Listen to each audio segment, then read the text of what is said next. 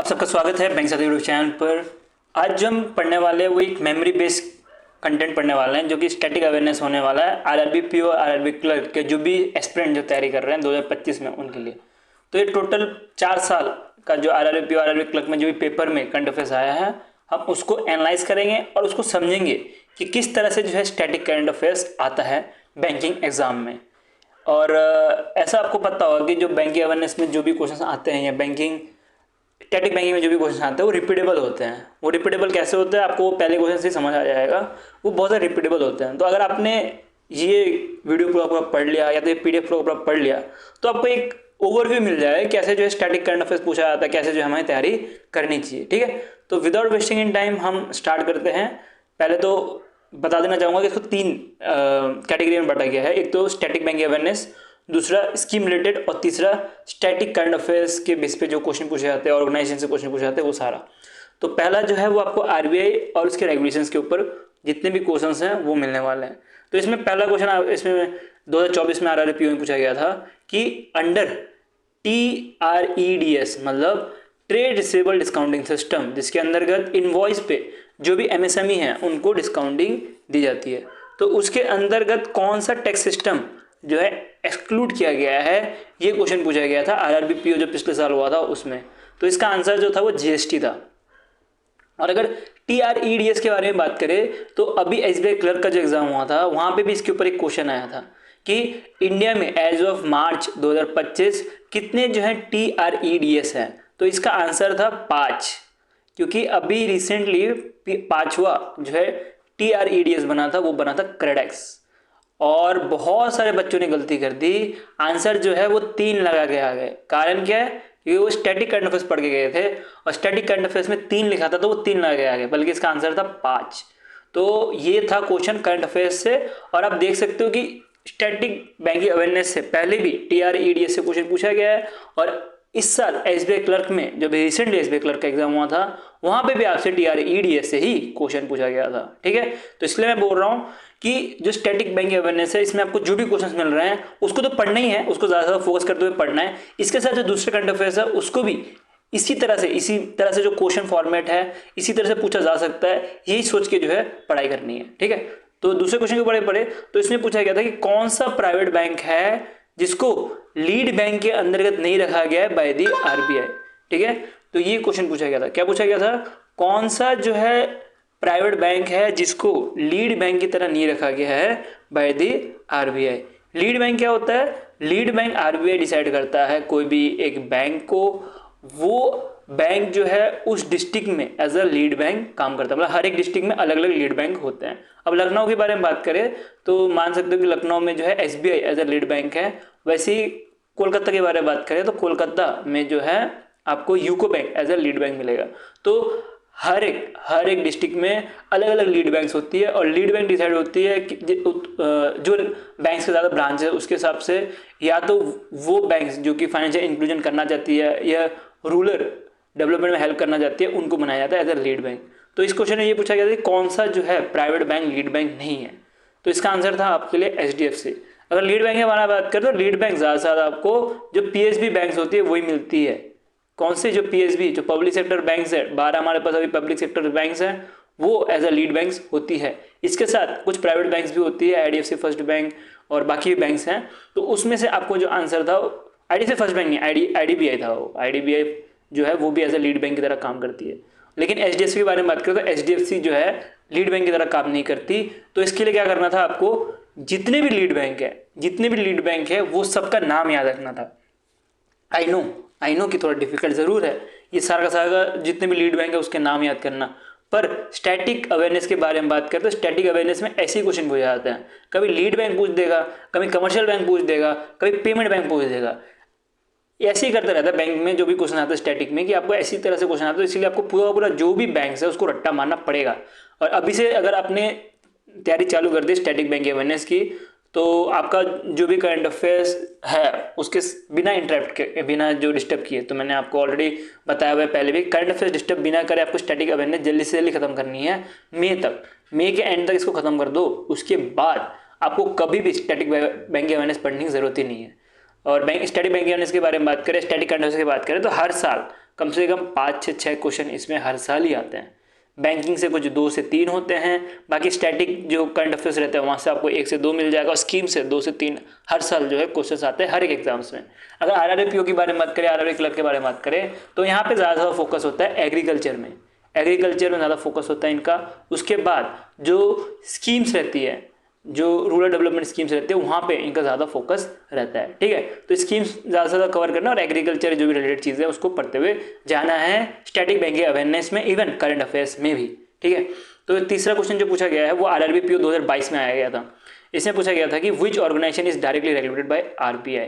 इसमें आपको पूछा गया कि डायरेक्टली रेगुलेटेड मतलब क्या हुआ कि कौन सा ऐसा बैंक है जो कि डे टू डे ऑपरेशन में RBI रेगुलेट करता है, ये क्वेश्चन पूछा गया था। तो इसमें आपको ऑप्शन दिया था RRB, एक्सियम बैंक, उसके साथ जो नेशनल हाउसिंग बैंक है वो, उसके साथ सिडबी मतलब small industry development bank of India, उसके साथ जो है आपको ECGC मतलब एक्सपोर्ट क्रेडिट गारंटी कॉर्पोरेशन, ये सारे के सारे बैंक्स दे के रखे थे। तो ये सारे जो बैंक्स है इसको रेगुलेट तो RBI करता है, लेकिन इनके डे टू डे ऑपरेशन में RBI का कुछ भी काम नहीं होता। ये डे टू डे ऑपरेशन में गवर्नमेंट के थ्रू चलते हैं ये लोग। लेकिन अगर बात करें RRB एक लौता इसमें ऑप्शन था जिसको RBI जो है डायरेक्टली रेगुलेट करता है डे टू डे ऑपरेशंस में। डे टू डे ऑपरेशंस में जैसे CRR के थ्रू कितना जो रिजर्व रखना है रेट बैंक का, उसके बाद जो भी रेपो रेट है, ये सब जैसे बैंक को जो रेगुलेट करता है RBI, वो डायरेक्टली जो है RRB को जो रेगुलेट करता है। तो ये क्वेश्चन ऐसा पूछा गया था। ठीक है, थोड़ा घुमाया हुआ क्वेश्चन जरूर था, लेकिन किसी भी बंदे ने अगर अच्छे से करंट अफेयर्स पढ़ा, स्टैटिक करंट अफेयर्स पढ़ा हो या तो स्टैटिक बैंकिंग अवेयरनेस पढ़ा हो, तो इसको आराम से जवाब दे देता। तो आपको अभी क्या ध्यान देना, जो 2025 में जो भी RRBPO का एग्जाम देने जा रहे हैं उनको ये ध्यान देना है कि ये सारी चीज़ें भी ज़्यादा से ज़्यादा ध्यान देते हुए चलना है कि ऐसा कुछ क्वेश्चन अगर बना पाते हो या कहीं बन रहा हो तो ये सारे क्वेश्चन ज़्यादा फोकस करना। ये मत सोचना कि ये सारे क्वेश्चन अगर किसी ने पूछ दिया तो एग्जाम में नहीं पूछा जा सकता, एग्जाम में ऑलरेडी पूछा जा चुका है। ये चीज़ आपको ध्यान देनी है इस क्वेश्चन से। ठीक है, क्योंकि बहुत लोग बोलते हैं यार स्टैटिक बैंक अवेयरनेस में कितने हार्ड पूछ लेंगे, लीड बैंक पूछ लेंगे, डिफाइंड लीड बैंक, ऐसे क्वेश्चन पूछ लेंगे, बट ऐसे क्वेश्चन नहीं पूछा जाता है बैंक एग्जाम में।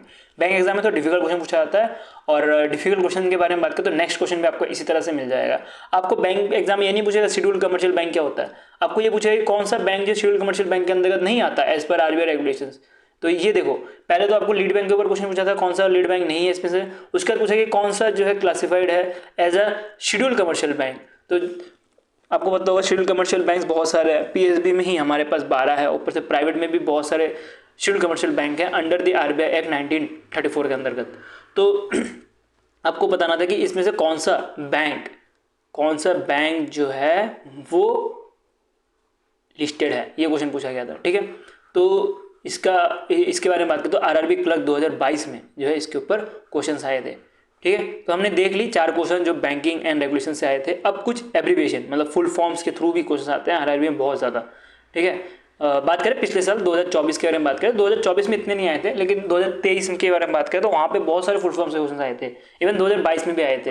लेकिन आपको पता हो बैंकिंग में हर साल पैटर्न चेंज होते रहता है, हर साल बैंकिंग में जो है ट्राई करते हैं कि पिछले साल से थोड़ा डिफिकल्ट बनाया जाए पेपर, जिसकी वजह से जो पिछले साल जो पूछा गया था वैसे नहीं पूछा था, वो अलग ही पूछ देते हैं। तो वैसे ही कुछ RRBPO 2024 में भी हुआ जहाँ पे आपको डायरेक्टली क्वेश्चन नहीं पूछा गया, बल्कि पूछा गया choice the abbreviation related to banking but unrelated to loan service. इसमें आपको इवन फुल फॉर्म भी नहीं दिया हुआ था, ये जो चीज़ दिखी थी ना वो चार तरह के ऑप्शन थे, उसमें से 5वां ऑप्शन था नन ऑफ दिस। तो ये अगर आपको फुल फॉर्म पता हो तभी जो है इसका आंसर आप दे सकते हो, अगर आपको फुल फॉर्म नहीं पता हो तो इसका आंसर आप नहीं दे सकते। ठीक है, तो पहले बात करें कि पहले क्या है CVV के बारे में पता होगा, वो कार्ड का जो रहता है CVV उसको बोला जाता है। CVV के बारे में पता होगा, कार्ड के पीछे जो रहता है CVV का फुल फॉर्म क्या रहता है CVV का, बताइए, चलो थोड़ा सोचो CVV का फुल फॉर्म क्या रहता है।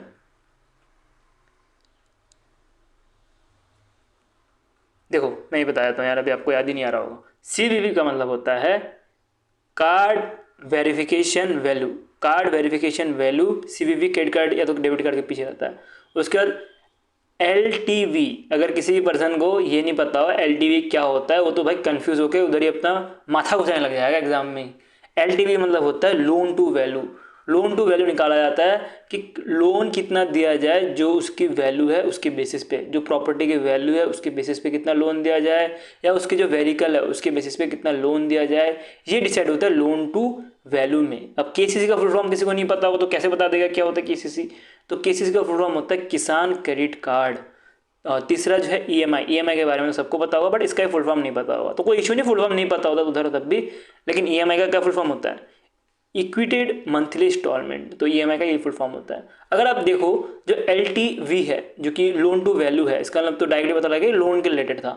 उसके बाद केसीसी, केसीसी का मतलब हो गया किसान क्रेडिट कार्ड। किसान क्रेडिट कार्ड भी मान सकते हो, एक तरह से लोन रिलेटेड ही है जहाँ पे लोन ले सकते हो। उसके बाद ईएमआई, ईएमआई भी लोन रिलेटेड ही है, जब लोन देते हैं तो उसको ईएमआई में कन्वर्ट किया जाता है। एक चीज़ जो है लोन रिलेटेड नहीं था वो था सीवीवी।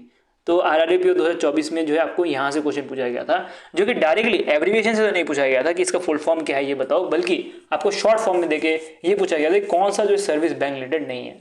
तो देख सकते हो कि जो 2024 में जो क्वेश्चन पूछा गया उसमें कितना ज़्यादा डेवलपमेंट किया गया है 2022 से। 2022 में आपको सिंपल सा क्वेश्चन पूछा गया था आईसीसीडब्ल्यू रिलेटेड कौन सा टर्म है, इसका फुल फॉर्म आपको सीधा पूछा गया था। बट 2024 में जो है पूछा गया है नॉट ओनली फुल फॉर्म तो पता होना ही चाहिए, उसके आपको ये भी पता होना चाहिए कौन सा जो है अनरिलेटेड है लोन सर्विस से। देख सकते हो लेवल कितना बढ़ चुका है 2024 में, और अब तो है 2025। तो इसलिए आपको क्या करना है, जो भी करंट अफेयर्स पढ़ रहे हो ना उसको थोड़ा डीप में पढ़ो चीज़ों को, ठीक है। जो भी करंट अफेयर्स पढ़ रहे हो या जो भी स्टैटिक अवेयरनेस पढ़ रहे हो उसको थोड़ा डीप में पढ़ो, तभी जो है चीज़ें समझ आएगी। और ऐसा नहीं है कि ये तो चलो ये तो स्टैटिक से पूरा का पूरा क्वेश्चन पूछा गया था। ये जो क्वेश्चन पूछा गया था आरआरबी पीओ 2022 में, ये जो है आपको करंट अफेयर्स से पूछा गया था इसको स्टैटिक बनाते हुए, ठीक है। अब कुछ क्वेश्चन मैंने ऐसे भी डाल के रखे हैं जो करंट अफेयर्स में पूछा गया था लेकिन स्टैटिक बना के देकर रखा हुआ है मैंने, क्योंकि क्या पता फ्यूचर में आपको यहाँ से भी क्वेश्चन पूछा जा सकता है इनफॉर्मल स्टैटिक। तो इसीलिए जो है मैंने यहाँ पे आपको डाल के रखा है आईसीसीडब्ल्यू के बारे में। आईसीसीडब्ल्यू का जो है फुल फॉर्म पूछा गया।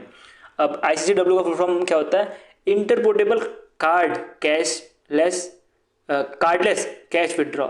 ये जो था 2022 में इसके ऊपर करंट अफेयर्स में आया था। ये आई थिंक मुझे एग्जैक्ट याद नहीं है, जून जुलाई के टाइम पे आया था ये करंट अफेयर्स।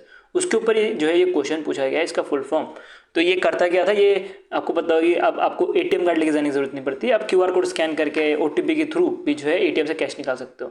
तो वही जो है ये इंटरपोर्टेबल कार्ड लेस कैश विड्रॉल, ठीक है। तो ये कैश विड्रॉल कर सकते हो इंटरपोर्टेबली, इसके बारे में ये बताया गया था। नेक्स्ट जो क्वेश्चन पूछा गया था कि अगर कोई नोट गंदा है या तो कोई स्लाइटली कट है तो उसको क्या बोला जाता है, ये क्वेश्चन पूछा गया था। कुछ सॉइल नोट और फिर दूसरे जो मल्टीलेटरल नोट्स, ये सारे चीज़ें थे, मल्टी कट्स नोट, ये सब बहुत सारे नोट्स होते हैं। तो उसमें से आपसे ये क्वेश्चन पूछा गया तो इसका ये पूछा गया था कि डिफाइन सॉइल नोट, या तो आपको डर्टी नोट ऐसा करके दे दिया था। तो इसके ऊपर आपको क्वेश्चन, हाँ याद आ गया मुझे, मैंने आरआरबी पीओ का मैंने क्वेश्चन जो है एनालाइज की थी बच्चों का। हाँ, इसमें ये पूछा गया था सॉइल नोट किसको बोला जाता है, इसमें ये डायरेक्टली इसमें क्वेश्चन पूछा गया था। तो इसमें बहुत कंफ्यूजिंग ऑप्शंस थे, उसमें से एक ऑप्शन था note data dirty and slightly cut. तो ये वाला ऑप्शन जो था वो सही था। और इसमें बहुत सारे ऑप्शंस थे जैसे कि notes data dirty and slightly cut की जगह फुली कट दे दिया था। तो ऐसा कुछ कंफ्यूज करने की कोशिश करते हैं एग्जाम्स में, बैंकिंग एग्जाम में स्पेशली। तो आपको फोकस करते हुए चलना है ये सारी चीज़ें भी, कि अच्छे से सारी चीज़ें पढ़ो, तभी जो है आप इसका आंसर दे सकते हो, ठीक है। तो इसमें स्टिल यूजेबल मतलब सॉइल कार्ड मतलब क्या, जिसमें कट वट लग गया हो। आपने देखा होगा कोई पैसों में जो भी रुपए नोट होता है उसमें कभी कट लग जाता है, साइड से कट लग गया, ये गंदा हो जाता है। लेकिन तब भी उसको मार्केट में जहाँ पे भी आप जाते हो लोग उसको एक्सेप्ट कर लेते हैं, ठीक है। और इवन जो बैंक के बारे में बात करते हो, बैंक में अगर वो नोट जमा कर दोगे तो आपको उसके ऊपर फ्रेश नोट भी मिल जाएगा, ऐसा आरबीआई ने बताया था पहले। तो उसके ऊपर ही जो है ये क्वेश्चन भी पूछा गया था सॉइल नोट के ऊपर। मैं एक क्वेश्चन पूछता हूँ, ठीक है। कितने तरह के नोट्स होते हैं, ऐसे सॉइल नोट जैसा है वैसे कितने तरह के और नोट्स होते हैं, बता सकते हो? कमेंट सेक्शन में को बताना कितने तरह के और भी नोट्स होते हैं, ठीक है। थोड़ा रिसर्च करो तो पढ़ने में मज़ा भी आएगा। और मैं ट्राई भी कर रहा हूँ अभी वे हमारा जो PDF है, जो स्टडी बैंक है इसका PDF माइंड मैपिंग में बन रहा है, उसमें भी मैं ट्राई कर रहा हूँ कि जितना जल्दी उसे ख़त्म करूँ। ऑलरेडी हमारा 20% अभी काम अभी जस्ट स्टार्ट ही हुआ है, बाकी जितने भी 80% को जल्दी जल्दी करके आपको प्रोवाइड कर दूँ, जिसके से आप जल्दी से रिवाइज कर पाओ वो चीज़ों को भी, ठीक है। तो अगर PDF चाहिए तो आप टेलीग्राम ग्रुप में ज्वाइन कर सकते हो, अगर जो नए बच्चे हैं वो, और जो पहले से ज्वाइन है उनको PDF मिल जाएगा। कुछ ट्राई करूँगा मैं मई के एंड तक जो है वो पीडीएफ प्रोवाइड कर दूँ। टाइम लगता है पीडीएफ बनाने में, स्पेशली माइंड मैपिंग में थोड़ा टाइम ज़्यादा लग जाता है एज़ कम्पेयर टू अगर लिख के देना हो तो, ठीक है। थोड़ा वेट करो, सारा पीडीएफ मिल जाएगा। नेक्स्ट चलते हैं, नेक्स्ट आ रहा है सीबीडीसी। सीबीडीसी मतलब हो गया which bank is not involve in, जो पायलट प्रोजेक्ट चल रहा था सीबीडीसी मतलब central bank digital currency. CBDC के बारे में पता होगा सबको, क्या एक तरह का जो भी फिजिकल नोट होता है उसकी जगह पे डिजिटल करेंसी बनाने की बात चली। जैसे बिटकॉइन होता है, बिटकॉइन जैसे कि ये कॉइन है हमारे इंडिया का, लेकिन बिटकॉइन को कोई रेगुलेट नहीं करता, बट सीबीडीसी को रेगुलेट करता है आरबीआई, ठीक है। जैसे पूछा गया था कि पायलट प्रोजेक्ट के बेसिस पे कौन सा बैंक जो था वो पार्ट नहीं था सीबीडीसी का, आपसे ये क्वेश्चन पूछा गया था। तो इसका आंसर जो था वो कौन था, एक्सिस बैंक था। और इसके पायलट बेसिस पे बात करें तो पायलट बेसिस पे ऑलरेडी कुछ बैंक्स ऑलरेडी थे, जैसे कि एसबीआई हो गया, एसबीआई पहले से था, आईडीबीआई बैंक, ये सारे जो है थे पायलट बेसिस पे थे। लेकिन अगर बात करें एक्सिस बैंक की तो एक्सिस बैंक जो था वो पायलट बेसिस पे नहीं था। अगर ये बात करें, ये वाला क्वेश्चन भी जो है करंट अफेयर्स बेसिक क्वेश्चन है, क्योंकि सीबीडीसी उस टाइम बहुत ज़्यादा न्यूज़ में था और उसके ऊपर ही जो है स्टैटिक क्वेश्चन बना के इन्होंने पूछ दिया, और ये आरआरबी पीओ 2023 में इसके ऊपर क्वेश्चन पूछा गया था। नेक्स्ट पढ़े तो नेक्स्ट क्वेश्चन पूछा गया था कि when total government expenditure exceed is revenue. ये बहुत ईजी क्वेश्चन पूछा गया था कि जब गवर्नमेंट का जो भी टोटल एक्सपेंडिचर है वो एक्सीड कर गया रेवेन्यू को, तो उस कंडीशन को क्या बोला जाता है। तो ये क्वेश्चन जो है बजट से पूछा गया था, और ये नॉर्मल सा क्वेश्चन पूछा गया जिसका आंसर आपको फिस्कल डेफिसिट मिलने वाला है। अगर जितना खर्चा है, खर्चा अगर ज़्यादा हो गया हो जितना कमा रहे हो उससे, तो उस केस में उसको फिस्कल डेफिसिट बोला जाता है। तो ये आरआरबी पीओ 2022 में इसके ऊपर क्वेश्चन पूछा गया था। उसका नेक्स्ट जो क्वेश्चन पूछा गया था, जब भी मनी कुछ इलीगल एक्टिविटी से जो है पैसे लिए जाए, जब भी कभी इलीगल एक्टिविटी से पैसे लिए जाए, इसको ब्लैक मनी बोल सकते हो, ब्लैक मनी को जब लीगल तरीके से जो मनी को कन्वर्ट करने की कोशिश करते हैं तो उसको बोला जाता है मनी लॉन्ड्रिंग। तो ये आपको क्वेश्चन पूछा गया था कि किसको जो है ये चीज़ बोली जाती है, ठीक है। इसमें कौन सा मनी है जिसको इलीगली जनरेट किया जाता है और बाद में उसको फॉर्मल इकोनॉमी में डाला जाता है, मतलब ब्लैक मनी को जो है लीगल मनी बनाया जाता है, किसके अंतर्गत, वो बनाया जाता है मनी लॉन्ड्रिंग के अंतर्गत। ये आरआरबी क्लर्क 2022 में क्वेश्चन पूछा गया था। उसके बाद नेक्स्ट क्वेश्चन के बारे में बात करें इकोनॉमी से जो आ रही थी, वो है what was India total direct tax collection during the previous fiscal year. अब जो प्रीवियस फिस्कल ईयर था उसमें से टोटल डायरेक्ट टैक्स इंडिया ने बहुत ज़्यादा कमाया था पिछली बार, कितना, 19.58 लाख करोड़। तो इसकी वजह से ये क्वेश्चन पूछा गया था। ये आरआरबी क्लर्क 2024 का जो शिफ्ट 1 था वहाँ पे ये क्वेश्चन पूछा गया था। अगर बात करें जो भी डेटा वाले क्वेश्चन होते हैं, जैसे यूपीआई ट्रांजेक्शन या direct tax transaction, WPI, CPI, ये क्वेश्चन तभी पूछे जाते हैं जब कभी हाईएस्ट हो उस केस में, अगर लोएस्ट हो उस केस में पूछा जाता है या हाईएस्ट हो उस केस में पूछा जाता है। तो इस पे ज़्यादा फोकस करते हुए अभी नहीं चलना है, इसको लास्ट में कुछ टेबल के थ्रू या किसके थ्रू भी पढ़ लेना। अभी से पढ़ते हुए चलोगे वैल्यूज़ तो लास्ट में भूल ही जाओगे, बेटर यही रहेगा कि लास्ट में ही पढ़ना, ठीक है। नेक्स्ट एक अजीब गजब क्वेश्चन पूछा गया था जिसका आंसर बहुत ने गलत किया था 2023 में जब आरआरबी पीओ में हो रहा था उसमें, ठीक है। तो आरआरबी पीओ में पूछा गया था एमंग पाउंड, फिर उसका डॉलर और फिर स्विस का जो करेंसी है उसके बीच में कौन सा हाईएस्ट वैल्यू करेंसी है टू इंडियन रुपी। अब इंडियन रुपी के बारे में बात करें तो डॉलर भी ज़्यादा है, स्विस का जो करेंसी है वो भी ज़्यादा है, इवन पाउंड भी ज़्यादा है। तो इसका आंसर बच्चे क्या लगाए गए थे, डॉलर लगाए गए थे, ठीक है। सबको लगे डॉलर ही ज़्यादा होने वाला है। अगर करंट के बारे में बात करें तो $1 अभी 83 रुपये चल रहा है और 1 पाउंड अभी 103 रुपये चल रहा है। तो इसका आंसर जो था वो पाउंड था, ठीक है। तो out of the box question था, तो ये तो कुछ मतलब नहीं बनता पढ़ के, बट मैंने इधर प्रोवाइड कर दिया क्योंकि स्टैटिक से पूछा गया था आउट ऑफ द बॉक्स। अब name the organisation function as a payment bank among the given option. अगर पेमेंट बैंक की बात करें तो पेमेंट बैंक कितने सारे हैं, पेमेंट बैंक हमारे पास बहुत सारे हैं, ठीक है। तो उसमें से पूछा गया था कि कौन सा जो है पेमेंट बैंक है। तो इसके लिए क्या था, आपको पहले तो मैंने आपको पहले दिखाया, आपको पहले तो लीड बैंक से क्वेश्चन पूछा गया था कौन सा इसमें से लीड बैंक नहीं है। फिर पूछा गया कि कौन सा जो है शेड्यूल कमर्शियल बैंक है या शेड्यूल कमर्शियल बैंक के अंतर्गत कौन से एक्ट के अंतर्गत शेड्यूल कमर्शियल बैंक आता है। तीसरा क्वेश्चन पूछा गया कौन सा जो है इसमें से पेमेंट बैंक नहीं है। चौथा क्वेश्चन पूछा जाएगा कौन सा जो है स्मॉल फाइनेंस बैंक नहीं है। यही जो है रिपीट होते रहता है बैंकिंग के स्टैटिक करंट अफेयर्स में। तो अभी आपको क्या करना है 2025 में जितने भी पेमेंट बैंक हो, स्मॉल पेमेंट बैंक हो, schedule commercial payment bank, schedule banks हो, कॉर्पोरेट बैंक्स हो, वो सब, अगर कॉर्पोरेट बैंक की बात करें तो बहुत सारे कॉर्पोरेट बैंक है, सबको पढ़ने की जरूरत नहीं है, बस पढ़ लो कि कितने नंबर ऑफ कॉर्पोरेट बैंक है। या स्मॉल फाइनेंस बैंक 12 ही है तो सबके सब नाम याद कर लो। पेमेंट बैंक भी कम ही है तो पेमेंट बैंक जितने भी सबके सब जो इंपॉर्टेंट पेमेंट बैंक है उसको याद कर लो। कितने टोटल पेमेंट बैंक है उसको याद कर लो। तो ये सब चीज़ जो है आप याद करते हुए चलो। तो इस पर पूछा गया था कि नेम दी ऑर्गेनाइजेशन जो कि पेमेंट बैंक की तरह काम करता है। तो इसमें आपको आंसर मिल रहा था, उसमें आपको मिलेगा इंडिया पोस्ट पेमेंट बैंक जो था इसका आंसर था, और इसको RRB PO 2023 में जो है ये क्वेश्चन पूछा गया था। ठीक है, नेक्स्ट एक कॉमन सेंस वाला क्वेश्चन पूछा गया था। हाँ, ये बात तो है कि RRB में ना बहुत सारे क्वेश्चन ऐसे रहते हैं जो कॉमन सेंस बेस्ड होते हैं। ठीक है, तो ये अभी आपको एक क्वेश्चन दिखाऊंगा, उसका और भी क्वेश्चन दिखाऊंगा जो कॉमन सेंस बेस्ड ही है। इसमें पहला क्वेश्चन आता है what is the maximum time allot for replying to RTI application. तो इसका आंसर था 30 डेज, जो RRB PO 2021 में जो है पूछा गया था। अब ये क्वेश्चन के बारे में बात करें तो ये रिलेटेड करंट अफेयर्स से थोड़ा बहुत इसलिए था क्योंकि इस टाइम कुछ RTI के बारे में बात चल रही थी, बट तब भी ये करंट अफेयर्स ज़्यादा बेस में नहीं था और ना ही ये स्टैटिक करंट अफेयर्स में आता है। ये ऐसी ही मतलब एग्जामिनर ने ऐसी पूछ दिया कॉमन सेंस बेस पे कि कितना जो है कितना जो है RTI एप्लीकेशन के लिए टाइम लगता है रिप्लाई देने के लिए, मैक्सिमम टाइम कितना जो है अलॉट किया जाता है। तो उसका आंसर था 30 डेज। तो कॉमन सेंस बेस्ड क्वेश्चन पूछा गया था। नेक्स्ट पूछा गया था the ATM interchange fee was increased to 17 rupees from earlier कितने अमाउंट से।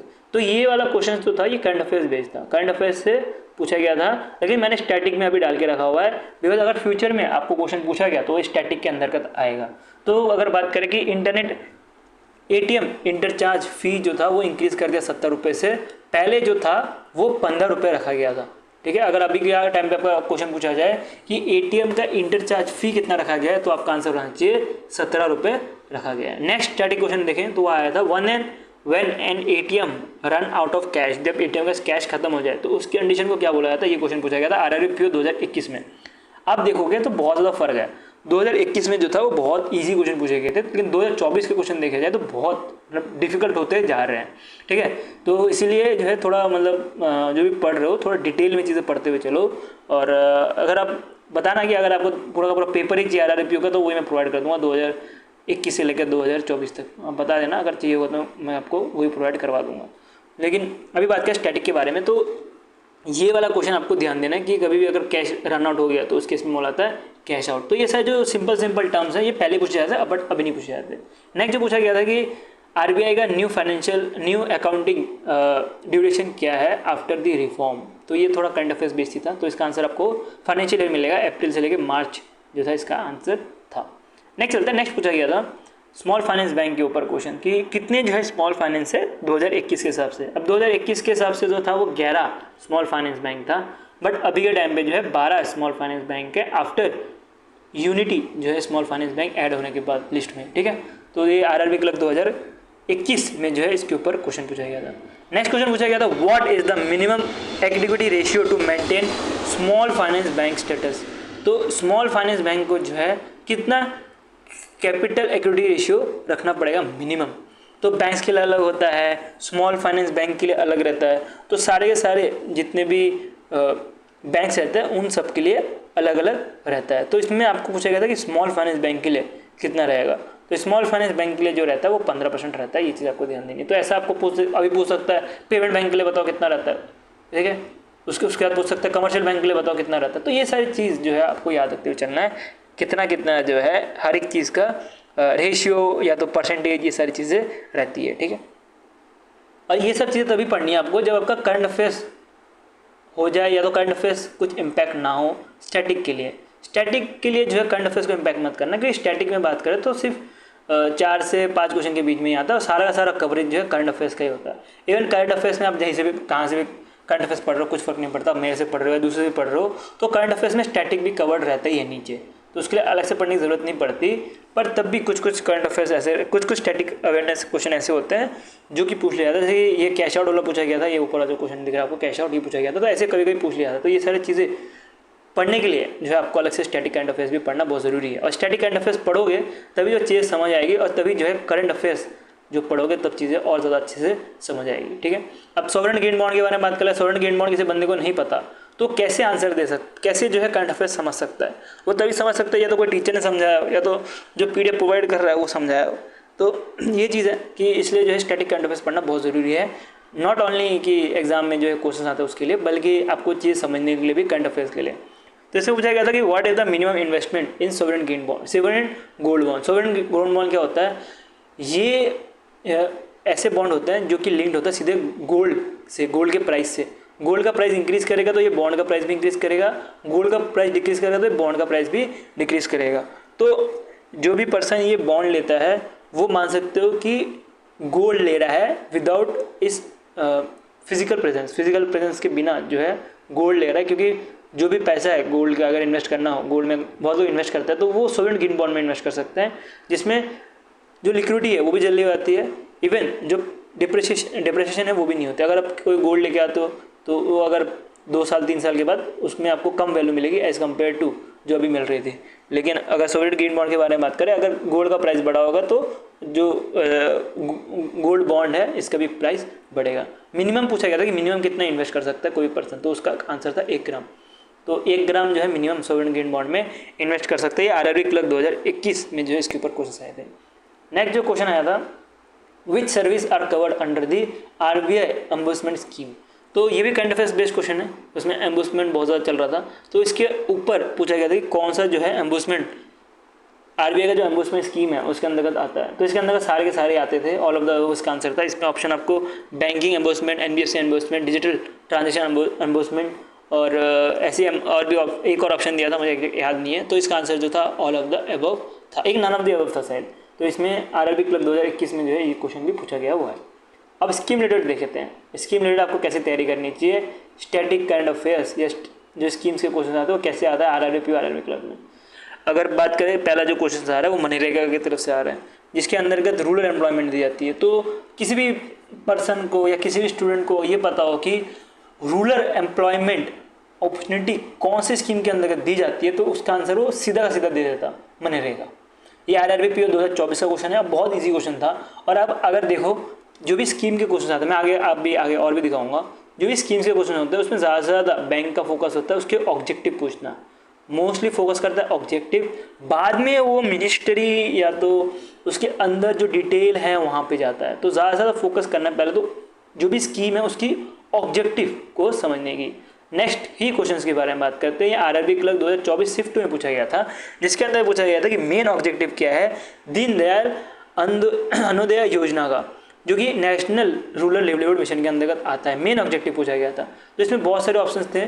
तो उसमें से आपको ऑप्शन था to reduce poverty through self employment के थ्रू पॉवर्टी को रिड्यूस करने के लिए जो है स्किल बेस्ड एम्प्लॉयमेंट दी जाती है इस योजना के अंतर्गत। तो ये एक सिंपल सा क्वेश्चन था और इसमें जो है सीधा का सीधा आपको ऑब्जेक्टिव से क्वेश्चन पूछा गया था। नेक्स्ट अब देखो, अब जो नेक्स्ट क्वेश्चन पूछा गया था वो भी देखो सेल्फ हेल्प ग्रुप से पूछा गया था।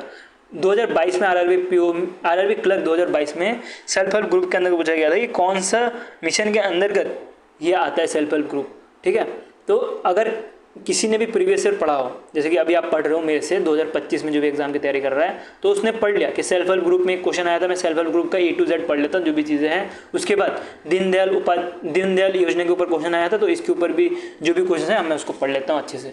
तो जिसने भी 2024 में सेल्फ हेल्प ग्रुप के वजह से जो दीनदयाल योजना है उसके बारे में पूरा का पूरा पढ़ा हो, तो वो डेफिनेटली 2024 का भी आंसर दे दिया होगा। तो यही चीज़ है कि 2025 में जो भी तैयारी कर रहे हो, जो भी मैं आपको पढ़ा रहा हूँ, ये चीज़ को नोट करके रखो। और जो भी टॉपिक्स है self help group, Deendayal MNREGA schemes, तो ये सारे स्कीम जो है बार बार रिपीट होते रहते हैं। तो इसी के ऊपर ज़्यादा फोकस करते हुए ज़्यादा से ज़्यादा चीज़ें पढ़ने हैं 2025 में। ठीक है, तो ये वीडियो इसी के लिए हेल्प करने वाली है आपको स्ट्रेटलाइज करने के लिए कैसे जो चीज़ें करनी है। अब देखिए सेल्फ हेल्प ग्रुप से 2022 में क्वेश्चन पूछा गया था। अब आरआरबी क्लर्क 2024 में फर्स्ट शिफ्ट में सेल्फ हेल्प ग्रुप का मेन सोर्स ऑफ फंडिंग पूछा गया है। अब मेन सोर्स ऑफ फंडिंग, अब देखो अगर कोई पर्सन ने 2024 में अगर सेल्फ हेल्प ग्रुप जैसे मैंने बोला कि पढ़ लिया होता तो उसके बारे में डिटेल में पढ़ता चीज़ है, तो उसके बाद वो ये भी चीज़ पढ़ लेता कि मेन सोर्स ऑफ फंड क्या है सेल्फ हेल्प ग्रुप का, क्या क्या है। बैंक लीकेज, उसके बैंक लीकेज मतलब क्या हुआ कि चलो पहले सेल्फ हेल्प ग्रुप के बारे में किसी को नहीं पता तो वो समझा देता हूँ। सेल्फ हेल्प ग्रुप क्या होता है, सेल्फ हेल्प ग्रुप के अंतर्गत 10 से लेके 20 जो है लोग एक साथ इकट्ठा होते हैं। लोग मतलब मैन भी हो सकता है, वो वुमेन भी हो सकता है, ऐसा कोई रिस्ट्रिक्शन है नहीं। लेकिन मोस्टली जो सेल्फ हेल्प ग्रुप होती है वो फीमेल ही ऑपरेट करती है। अब 10 से 20 लोग इकट्ठा हो गए। अब 10 से 20 लोग क्या करते हैं कि पैसा इकट्ठा करते हैं, पैसा इकट्ठा करते हैं, और जिसको भी पैसे की नीड है उसको जो है पैसे दी जाती है। इसको छोटा सा एग्जांपल लेते हैं। मान लीजिए कि 10 लोग की एक फीमेल की ग्रुप है जिन्होंने बोला है हम जो है 500 रुपये डालेंगे, ठीक है, हर महीने 500 रुपये डालेंगे, ठीक है। तो हर महीने 500 रुपये डाल दिए, तो टोटल कितने हो गए, 10 लोग के 5000 रुपये हो गए। अब किसी वुमेन, वो 10 लोग में से किसी वुमेन को जो था वो पैसे की नीड था, उन्होंने क्या उस वुमेन ने क्या बोला, मुझे एक दुकान खड़ी करनी है, वेजिटेबल शॉप खड़ी करनी है, मुझे 5,000 की नीड है, तो मुझे एज अ लोन की तरह दे दो। तो वो जो 10 वुमेन्स थी, वो 10 वुमेन नहीं, मतलब 9 वुमेन और वो +1, उनको जोड़ के जो है 5000 रुपये इस वुमेन को दे दिया। उसके अगेंस्ट में वो वुमेन जिसने पैसा लिया है वो वुमेन जो है एज ए इंटरेस्ट भी देगी। तो इसका मतलब क्या हुआ, किसी बंदे ने अगर 500 रुपये दिए होंगे तो उसके बाद वो 550 रुपये हो सकते हैं या 600 रुपये भी हो सकते हैं, जब तक ये वुमेन ने 5000 रुपये ना लौटा दे तब तक, ठीक है। तो ये ऐसे चलता है ये चीज़। तो इसके बाद क्या होता है, स्टार्टिंग में तो ऐसे चलता था, लेकिन बाद में बैंक ने बोला कि हम जो है बैंक जो है वो लोन भी प्रोवाइड करेगी सेल्फ हेल्प ग्रुप वुमेन्स को, वो भी लो इंटरेस्ट रेट में अगर ये लेना चाहे तो उस चीज़ को बोला जाता है बैंक लीकेज, ठीक है। तो उस चीज़ को बोला जाता है बैंक लीकेज। तो एक चीज़ तो बैंक लीकेज के थ्रू फंड ले सकती है सेल्फ हेल्प ग्रुप जो भी रहती है वो। और मैंने ऑलरेडी बताया कि मेल और फीमेल दोनों होते हैं, ये भी चीज़ ध्यान देना, सिर्फ फीमेल का ही नहीं होता, मेल का भी होता है। लेकिन ज़्यादा से ज़्यादा जो हमारे इंडिया में बात करें, इंडिया में क्या है, इंडिया में ही बनता है सेल्फ हेल्प ग्रुप, वो जो है वुमेन है, ठीक है। मेरे गांव में भी जो है ज़्यादा से ज़्यादा वुमेन जो है सेल्फ हेल्प ग्रुप है, और मेल तो कोई है ही नहीं, ठीक है। नेक्स्ट चलता है, नेक्स्ट है गवर्नमेंट स्कीम्स। तो गवर्नमेंट स्कीम के थ्रू भी पैसा उठा सकता है, उसके बाद जो NGO सपोर्ट मिलता है उसके थ्रू भी जो है पैसा उठा सकते हैं सेल्फ हेल्प ग्रुप। तो ये क्वेश्चन पूछा गया था RRB क्लर्क शिफ्ट 1 में। तो इसमें आपका प्रेजेंस ऑफ माइंड चाहिए था, थोड़ा इलामिनेशन चाहिए था, प्रेजेंस ऑफ माइंड चाहिए था, तभी जो है आप इसका आंसर दे सकते हैं, ठीक है। तो सिंपल सा क्वेश्चन था। तो ज़्यादा स्टूडेंट ने जवाब दे दिया था जिन्होंने सही से पढ़ा था, और जिसने सेल्फ हेल्प ग्रुप के बारे में नहीं पढ़ता वो तो फिर छोड़ ही दो। तो वैसे ही देखो, अब नेक्स्ट क्वेश्चन 2021 से पूछा गया था सेल्फ हेल्प ग्रुप के ऊपर ही। RRB का फेवरेट सेल्फ हेल्प ग्रुप, फिर नाबार्ड, फिर PSL, ये सारे जो हैं इसके फेवरेट हैं। तो यहाँ पे भी जो है आपको ज़्यादा से ज़्यादा फोकस करते चलना है। इसके गवर्नमेंट स्कीम्स ये सब ज़्यादा इनके इसके फेवरेट है RRB के। नेक्स्ट जो क्वेश्चन पूछा गया था कि मैक्सिमम कितना जो है लोन उठा सकता है self help group under the Deendayal योजना के अंतर्गत। तो इसका आंसर आपको मिलेगा 20 लाख। ये RRB क्लर्क 2021 में जो है क्वेश्चन आया था। तो देख सकते हो 3 क्वेश्चन जो है वो स्टैटिक से सेल्फ हेल्प ग्रुप से ही आया था, ठीक है। नेक्स्ट चलते हैं। नेक्स्ट आ रहा है प्रधानमंत्री फसल बीमा योजना के अंतर्गत 2 क्वेश्चन पूछे गए थे, एक RRB PO 2023 में और एक RRB क्लर्क 2024 शिफ्ट 2 में पूछा गया था। पहला तो पूछा गया था कि जो प्रधानमंत्री फसल बीमा योजना है इसकी बेसिक एलिजिबिलिटी रिक्वायरमेंट क्या है, ये क्वेश्चन पूछा गया था। तो इसके बारे में बात करें, बेसिक एलिजिबिलिटी रिक्वायरमेंट क्या क्या है, तो इसके अंतर्गत कमर्शियल भी था, ठीक है। तो कमर्शियली भी जो है वो ले सकता है पैसा।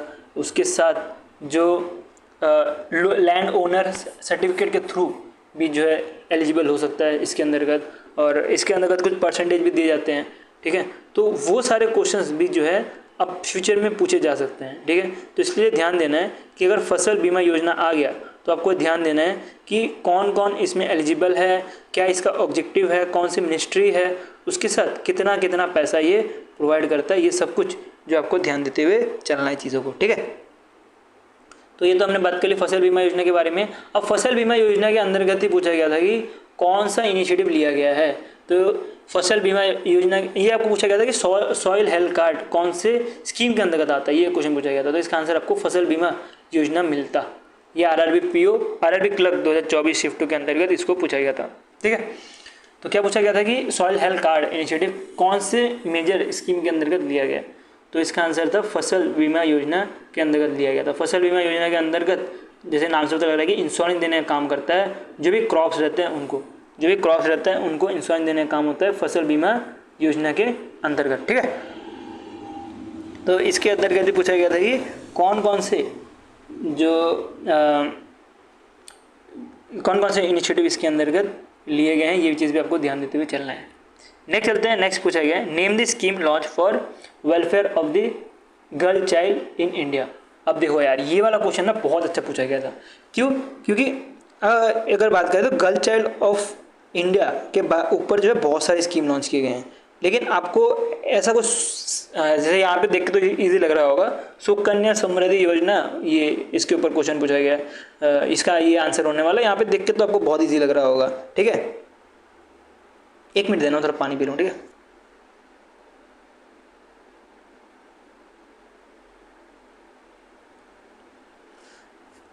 तो इसको जो है क्वेश्चन पूछा गया था, इसको पूछा गया था आरआरबी क्लर्क 2022 में, इसके ऊपर क्वेश्चन पूछे गए थे। और इसके जो ऑप्शंस थे ना वो बहुत अतरंगी थे।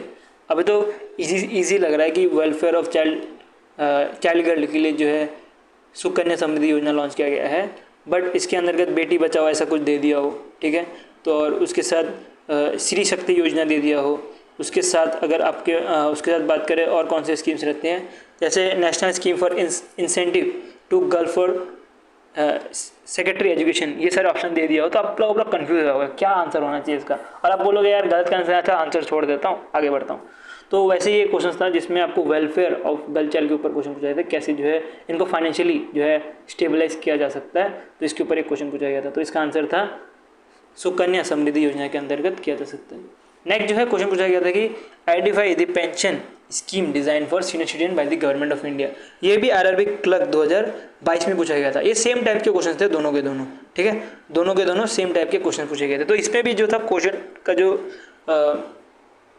क्वेश्चन जो बहुत ज़्यादा घुमाया हुआ आया था, प्रधानमंत्री वाया वंदना योजना, इसके साथ बहुत सारे ऑप्शन ऐसे थे जिसमें आंसर जो था वो सीनियर सिटीजन स्कीम के अंतर्गत ही लग रहा था, ठीक है। तो यहाँ पे तो आपको देखने में थोड़ा इजी लग रहा होगा, बट एग्जाम में जो प्रेशर रहता है, जो स्टेटमेंट वो इस क्वेश्चन पूछा था वो थोड़ा डिफिकल्ट आता है, इतना इजी भी नहीं आता। ये चीज़ बस मैं आपको बताना चाह रहा हूँ। नेक्स्ट जो था वो 10 पूछा गया था कि प्रधानमंत्री जीवन ज्योति योजना जो है ऑफर एनी मैटरनिटी और सर्वाइवल बेनिफिट देता है कि नहीं, ये क्वेश्चन पूछा गया था, ठीक है। तो प्रधानमंत्री जीवन ज्योति बीमा योजना के अंतर्गत एक तरह का इंश्योरेंस है जो कि बहुत सस्ते में मिल जाती है, ठीक है। तो ये रूरल जो पीपल्स रहते हैं या अनऑर्गेनाइज सेक्टर पीपल्स रहते हैं उनको टारगेट करते हुए इसको बनाया गया था। तो इसका आंसर था ऐसा कुछ मैच्योरिटी और सर्वाइवल बेनिफिट को जैसा मिलता नहीं है अगर बच गए तो, ठीक है। तो जैसे लाइफ इंश्योरेंस स्कीम है, तो जब एक्सपायर होंगे तभी जो है बेनिफिट मिलेगा, ऐसा नहीं कि सर्वाइव हो गए तब भी आपको बेनिफिट मिलने वाला है, तो ऐसा कुछ बताया नहीं था इस स्कीम के अंतर्गत। तो ये क्वेश्चन पूछा गया था आरआरबी क्लर्क 2021 में। अब करते हैं हम स्टैटिक करंट अफेयर्स में। स्टैटिक करंट अफेयर्स मतलब जो इंस्टीट्यूट बेस्ड है या स्टैटिक जीके जिसको बोला जाता है वो क्वेश्चंस। तो पहला क्वेश्चन आया था नेशनल एसिड रिकंस्ट्रक्शन कंपनीज का, जो भी क्वेश्चन आए थे हम उसको पहले कैटेगराइज करके रखे हैं, तो उसको पहले कवर करते हैं। तो पहला क्वेश्चन था what is the alternative name for the national asset reconstruction company. तो ये भी जो है करंट अफेयर्स से क्वेश्चन पूछा गया था 2022 में, क्योंकि ये बहुत ज़्यादा चल रहा था क्या है ये नेशनल एसिड रिकंस्ट्रक्शन कंपनी। तो इसका अल्टरनेटिव नेम क्या है ये पूछा गया था, तो इसको बहुत बार रिपीट किया गया था करंट अफेयर्स में, और इसका आंसर बैड लोन था। तो बैड लोन बोला जाता है नेशनल एसिड रिकंस्ट्रक्शन कंपनीज को अल्टरनेटिव नेम के नाम तौर पे। तो ये आरआरबी पीओ 2022 में पूछा गया था, और ऐसे ही क्वेश्चन आरआरबी क्लर्क 2021 में पूछा गया था। मैं बोल रहा था ना स्टार्टिंग में कि रिपीटेशंस होती है क्वेश्चन, तो आरआरबी क्लर्क 2021 में तो पूछा गया था सेम क्वेश्चन, जिसको थोड़ा सा चेंज किया गया था कि national asset reconstruction company was set up to resolve what financial issues, किसको सॉल्व करने के लिए जो है इस इंस्टीट्यूट को लॉन्च किया गया। तो उसका आंसर था बैड लोन, जो एनपीएस है उसको संभालने के लिए, बैड लोन को संभालने के लिए जो है इसको बनाया गया था। और नेक्स्ट क्वेश्चन पूछा गया कि अल्टरनेटिव नेम क्या है, इसका नाम है बैड बैंक। तो इसका नाम बैड बैंक है जिसका काम है बैड लोन को संभालना। तो ये देखो कि दोनों के दोनों जो है लिंक्ड है, तो इसी तरह से आपको अभी भी पढ़ते हुए जाना है और देखना है कि किस तरह से जो क्वेश्चंस जो है पूछे जाते हैं। बिकॉज बात वही है ना कि क्या करता है स्टूडेंट्स प्रीवियस से उठा के देखते नहीं हैं। अब मैं भी पढ़ा रहा हूँ या मैं भी पीडीएफ प्रोवाइड कर रहा हूँ, बट देखो तो यार वो पीडीएफ रिलेवेंस है कि नहीं एग्जाम से। अब पढ़ते हुए जाते हो, ये पढ़ो वो पढ़ो, ये जीएसटी पढ़ो वो जीएसटी पढ़ो, टोटल ट्रांजेक्शन कितना हुआ ये सब पढ़ो, उसके बाद देखोगे एग्जाम में क्वेश्चन नहीं आया, फिर बोलते हो यार इतनी मेहनत की फिर क्वेश्चन नहीं आया। फिर बट गलती तो तुम्हारी है ना, तो मेमोरी बेस्ड पेपर नहीं देख रहे हो, तो मेमोरी बेस्ड पेपर देखो पहले, या तो प्रीवियस ईयर पेपर देखो, उसके बाद डिसाइड करो कैसे पढ़ाई करनी है। सबसे बड़ी गलती आप लोग यही करते हो, और बाद में आके फिर रोते बैठते हो। तो रोते बैठना नहीं है यार, चीज़ों को समझो, गलती कहाँ होगी उसको समझो, उसके बाद जो है तैयारी करो, ठीक है। चलो चलते हैं नेक्स्ट जो है जीआई टैग के ऊपर क्वेश्चन पूछा गया था कि recently which country receive 18 new GI tag, ये क्वेश्चन पूछा गया था, ये RRBO 2024 में पूछा गया था, क्योंकि ये करंट अफेयर्स बेस्ड क्वेश्चन था। और इसमें से आपको ये भी समझ आएगी जीआई टैग में करंट अफेयर्स के क्वेश्चन कैसे पूछे जाते हैं, ये भी चीज़ें आपको समझ आएगी। ठीक है, तो इसमें आंसर था उसमें यूके को जो है यूके जो है उसको 18 जो है जीआई टैग जो है रिसीव हुआ था। उसके NABARD support has a result in how many GI tag in India, NABARD जो है कितना जीआई टैग को सपोर्ट करता है, ये क्वेश्चन पूछा गया था पिछले साल RRB क्लर्क 2024 के शिफ्ट 1 में। तो इसके अंदर आप देखोगे तो 100 प्रोडक्ट को जो है सपोर्ट करता है नाबार्ड। उसके बाद पूछा गया था कि NABARD assistant help secure a GI tag for which state, कौन से स्टेट को जो है नाबार्ड असिस्ट करता है। तो उसमें बहुत सारे ऑप्शन थे, उसमें से आंसर जो था वो आसाम था। देखो जीआई टैग आप कितना रट्टा मारोगे, रट्टा मार के जाओगे एग्जाम में और क्वेश्चन आ जाएगा नाबार्ड कितना असिस्ट कर, नाबार्ड कौन से स्टेट को असिस्ट करता है ऐसे वाले, तो आपका तो दिमाग ही घूम जाएगा उधर ही, बोलोगे यार इतना ज़्यादा पढ़ के गया यार, कुछ तो आया ही नहीं। तो इसीलिए जीआई टैग जो है सारे के सारे नहीं पढ़ने होते हैं, जीआई टैग जो इंपॉर्टेंट है उसको पढ़ते हुए चलो, आया तो ठीक, नहीं आया तो क्या होगा, 1 मार्क्स लूज होगा, लेकिन आपका दिमाग खराब नहीं होगा। जीआई टैग के बारे में बात करें तो 6 महीने में आप अब देखोगे तो 6 महीने में आपको 200-150 तो आसपास जीआई टैग मिल जाते हैं। अगर इसी महीने के बारे में बात करें अप्रैल महीने के बारे में बात करें तो अभी के टाइम पे ही अगर मैंने जो आपको पढ़ाया है वो भी देखोगे तो कुछ 40 या 50 के आसपास तो जीआई टैग इन्होंने इंट्रोड्यूस कर ही दिया है। यूपी में तो लौता इन्होंने 21 जीआई टैग इंट्रोड्यूस कर दिया। क्या 21 जीआई टैग पढ़ पाओगे एग्जाम के लिए? नहीं पढ़ पाओगे। बेटर ये है कि जो इंपॉर्टेंट जीआई टैग है उसको फोकस करते हुए चलो, 20-25 के आसपास जीआई टैग पढ़ो 6 महीने में, और उसी के बेसिस पे तैयारी करनी है। अब जीआई टैग में एक और क्वेश्चन पूछा गया था, आई थिंक यहाँ पे ऐड नहीं हुआ। जीआई टैग में पूछा गया था एक और क्वेश्चन कि मैच द फॉलोइंग दिया हुआ था। बहुत सारे जीआई टैग थे, मेघालय का जीआई टैग था, फिर यूपी का जीआई टैग था, और यहाँ पे जीआई टैग का नाम लिखा हुआ था कुछ 1 2 3 4, उसमें आपको मैच द फॉलोइंग करके ऐसा क्वेश्चन पूछा गया था। तो इसीलिए जो जीआई टैग है उसका एग्जैक्ट पता ही होना चाहिए कहाँ से उसको जो है डिक्लेयर किया गया है। ठीक है, कौन जो है डिक्लेयर किया, कौन सी गवर्नमेंट ने डिक्लेयर किया, वो चीज़ आपको पता होनी चाहिए, तभी जो है इसका आंसर भी दे सकते हो। आई थिंक यहाँ पे ऐड नहीं हुआ है, तो वो भी क्वेश्चन पूछा गया था पिछली बार, इसको ध्यान देना है। अब बोलते हैं यार हेडक्वार्टर बताओ सर, इसका हेडक्वार्टर कहाँ है, उसका हेडक्वार्टर कहाँ है, और सारे टीचर्स आपको हेडक्वार्टर पढ़ाते रहते हैं। अगर बात करें हेडक्वार्टर से क्वेश्चंस बहुत कम आते हैं, बहुत कम आते हैं। और देख लो यार पिछले 4 साल करंट अफेयर्स में आपको सिर्फ 2 तरह के हेडक्वार्टर्स पूछे गए थे। एक तो UNFCCC का लोकेशन पूछा गया था कहाँ पे है, इसका आंसर जर्मनी था इसका हेडक्वार्टर, और ग्रीन क्लाइमेट फंड का हेडक्वार्टर पूछा गया था जिसका आपका हेडक्वार्टर साउथ कोरिया मिलने वाला है। हेडक्वार्टर ना क्या करो कि एक बार में सारा का सारा पढ़ लो, एक कोई PDF उठाओ कोई भी टीचर का या जो भी कंटेंट प्रोवाइड करता है उनसे, या मैं भी ट्राई करूँगा जितना हेडक्वार्टर दे सकूँ दे दूँ सारे के सारे, और वो वाले PDF को ना रट्टा मार लो सारे मेन वाले, सबको नहीं, जो मेन वाले है उसको रट्टा मार लो। और बात करें थे ग्रीन क्लाइमेट फंड, इसका हेडक्वार्टर तो आपको करंट अफेयर्स में दिख गया होगा, करंट अफेयर्स का क्वेश्चन है, करंट अफेयर्स में दिख गया होगा। इवन UNFCCC जो भी है इसका भी हेडक्वार्टर करंट अफेयर्स में दिख गया होगा, लेकिन इसको पढ़ना नहीं है करंट अफेयर्स में, इसको बाद में इसको पढ़ना है एक बार में, जब सारे के सारे हेडक्वार्टर पढ़ रहे हो तब इसको एक बार में ही पढ़ लेना। बार बार हर रोज वही चीज़, इसका हेडक्वार्टर कहाँ है, नाबार्ड का हेडक्वार्टर कहाँ है मुंबई में, SBI का हेडक्वार्टर कहाँ है मुंबई में, ये सब पढ़ के इसके CEO कौन है, ये सब पढ़ के दिमाग, अभी तो आपको मज़ा आएगा भाई मैं बहुत अच्छा पढ़ रहा हूँ, ये सारे चीज़ें जो है मेरे को याद हो रही है, बट याद करने का फ़ायदा क्या जब एग्जाम में पूछा नहीं जाता हो। तो इसलिए बोल रहा हूँ कि ये सारी चीज़ें ना एक बार में उठाओ PDF, हेडक्वार्टर कहाँ है, CEO कौन है वो पढ़ लो। क्या पता आज SBI का CEO आपने पढ़ लिया, अगले महीने चेंज हो गया, क्या करोगे फिर बोलोगे यार सर वो पुराना भी पढ़ रहा हूँ नया वाला भी पढ़ रहा हूँ, एग्जाम में तो जो नया वाला है उससे क्वेश्चन पूछा जा रहा है। तो इसलिए बोल रहा हूँ कि जो भी हेडक्वार्टर या जो भी चेयर कर रहे हैं उस ऑर्गेनाइजेशन को, उसको एक बार में कवर करो, ना कि बार बार हर रोज़ जो है उसी चीज़ को पढ़ते रहो। एक बार PDF उठाओ उसको पढ़ो, बाकी चीज़ में ज़्यादा फोकस करो ना, जहाँ से क्वेश्चन पूछते जाते हैं, बाकी चीज़ें फोकस करते नहीं हो। तो अब नेक्स्ट चलते हैं, नेक्स्ट वेस्ट नहीं करते टाइम, ऑलरेडी बहुत ज़्यादा टाइम वेस्ट हो गया। तो इसके ऊपर बढ़े तो identify the product operated by NPCI के ऊपर पूछा गया है कि कौन सा जो है प्रोडक्ट जो है लॉन्च किया जाता है बाय दी NPCI। तो इसके आंसर के बारे में बात करें तो NPCI के प्रोडक्ट कौन कौन से हैं। देखिए NPCI के प्रोडक्ट में थोड़े बहुत, चलो यहाँ पे ऑप्शन देके रखा है, IMPS देके रखा है। IMPS का मतलब क्या होता है, इंस्टेंट फंड ट्रांसफ़र। उसके बाद UPI के बारे में पता होगा, UPI भी इसका पार्ट है NPCI का ही। उसके साथ जो NACH है, NACH मतलब क्या हुआ, NACH मतलब क्या हुआ, NACH मतलब हो गया हमारा मैं इसका एग्जैक्ट नाम बोल रहा हूँ, नेशनल ऑटोमेटिक क्लीनिंग हाउस। तो ये भी NACL ही संभालता है।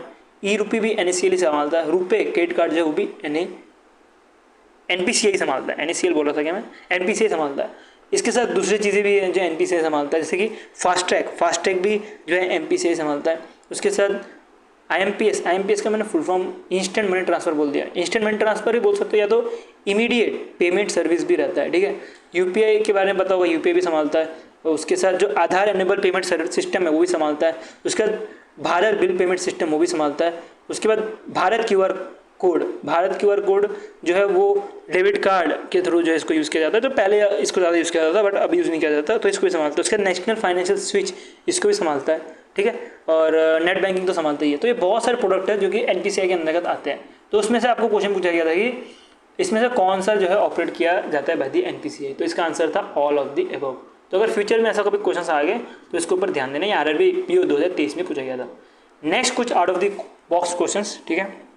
आउट ऑफ द बॉक्स तो नहीं बोलूँगा, एक question definitely out of the box है।